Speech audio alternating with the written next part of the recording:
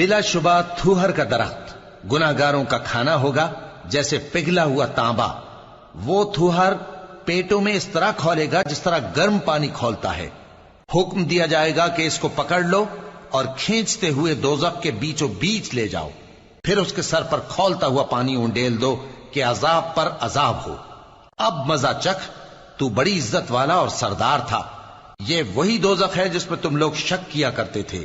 بے شک پرہیزگار لوگ چین کے مقام میں ہوں گے، یعنی باغوں اور چشموں میں باریک اور دبیز ریشم کا لباس پہن کر ایک دوسرے کے سامنے بیٹھے ہوں گے.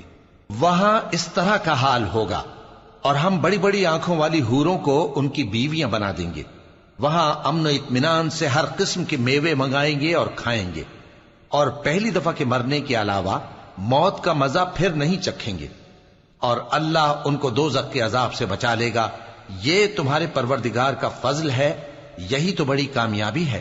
ہم نے اس قرآن کو تمہاری زبان میں آسان کر دیا ہے تاکہ یہ لوگ نصیحت حاصل کریں. بس تم بھی انتظار کرو، یہ بھی انتظار کر رہے ہیں.